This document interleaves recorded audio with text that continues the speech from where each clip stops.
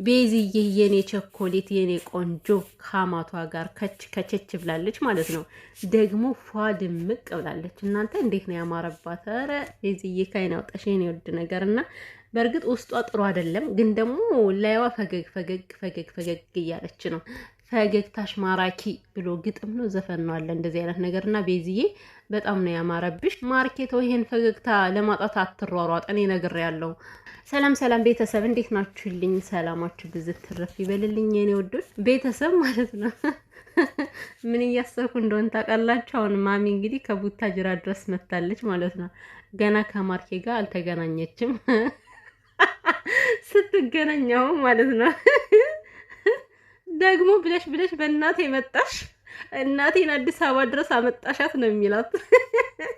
ቪዲዮ ከሰሩ ማለት ነው ሲገናኙ ቪዲዮ ከሰሩ ታያላችሁ። እንደዚህ አይነት መልስ ነው የሚመልስላትና ወይ ደግሞ ወይ ስታገኘው ምናምን ቪዲዮ ካልቀረጹ አናየው ማለት እና እሱ አሁን ንዴት ላይ ስለሆነ የሚናገረውን ሁሉ ያቀምና ሲጀመር አላፈቅርሽም ብሎ እኮ ነው የተናገረው።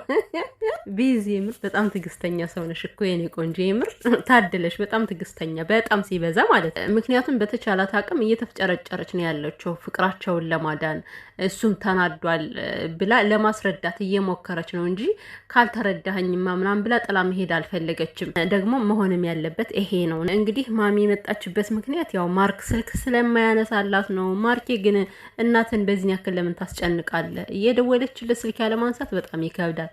በተለይ ደግሞ ለእናት ሲሆን ማለት ነው። እንዴ ኖርማል ጓደኛችሁም እንኳን ይጨነቃል እኮ ስልክ ካላነሳላችሁ አሁን ጓደኞቻችሁ ምናምንና ስለዚህ ከህልሙም ጋር ተደራረበና ስለ ጨነቃት ከቡታጅራ አዲስ አበባ ገብታለች። እኔ ደግሞ ደስ ያለኝ በቃ ከቤዚ ጎን መሆኗ። ምክንያቱም ቤዚ ያስፈልጋታል ሰው።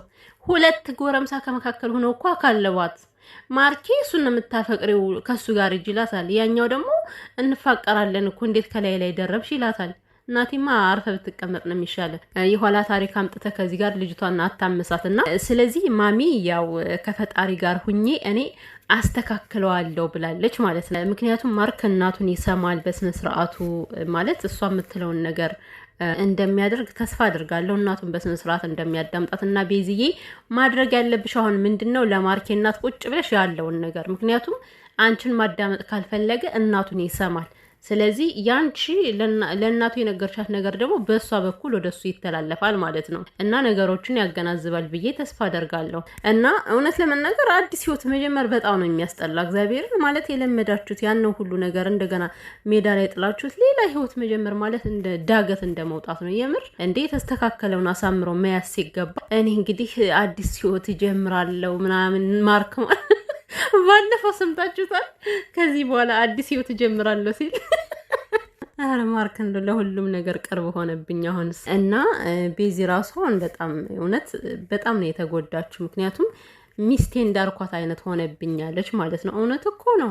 እኔ እኮ ልጅ አይደለም ሚስቱን አሳልፈው ሰጣሁ ቢጨንቀኝ እኮ ነው። ምክንያቱም ሁኔታው ወሬው ምናምኑ ነገር እንደዛ ነው የሚመስለው።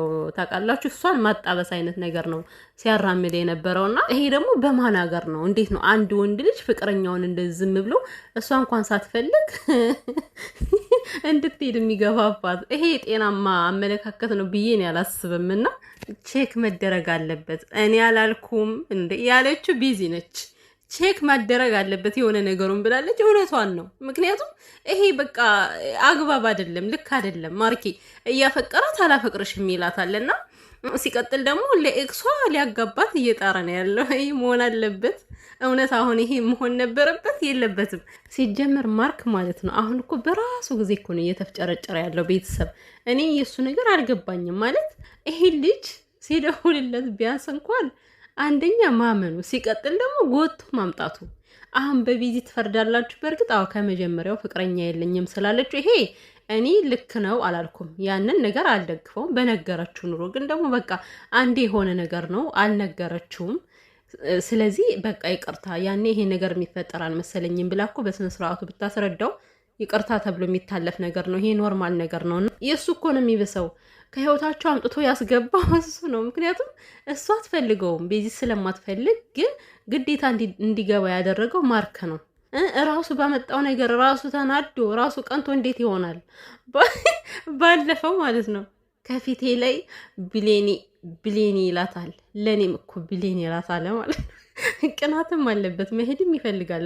እና ቤተሰብ ማለት ነው እንግዲህ እስኪ ነገ ማርኬን የሚለውን ነገር አይተን ደግሞ ወደ ትክክለኛው ፍርድ እንገባለን ማለት ነው። እኔ አሁን ዛሬ እየሳኩ ምናምን ያወራሁት አንዳንድ ነገሩ ትዝ ሲለኝ የሚሆነ ሁኔታዎቹ ያስቀኛል። አንዳንድ ማርኬና ነገር እንደዚህ አይፈታም። በነገራችን ላይ ማለት ችግር ይፈጠራል በህይወታችን፣ ግን ለችግሩ እኛ መፍትሄ ሁነን መፍትሄ ስናገኝለት እንጂ ለቀነው ልንሄድ አይገባም። እዚህ ጋር ችግር አለ። ሩጣችሁ የምትሄዱ ከሆነ በቃ እናንተ ምንም በህይወታችሁ ራሱ ዋስትና የላችሁም ብዬ ነው የማስበው። ምክንያቱም ችግር ሲፈጠርብን ያን ችግር ከፈጣሪ ጋር ሆነን ለመፍታት መጣጣር እንጂ ለቆ መሄድ ይሄ ልክ ነው ብዬ ስለማናምን ማሚ በመምጣቷ ደስ ብሎኛል። እንግዲህ ማርኬ እንዳልኳችሁ ነው፣ ይደነፋል ትንሽ ማለት ነው። እንዴት ከእናቴ ጋር ለምን እንደዚህ በቃ እኔና አንቺ እኮ ጨርሰናል ብዬሻለሁ አይደል እንዴ ለምን አትሰሚኝም ይላል ምናምን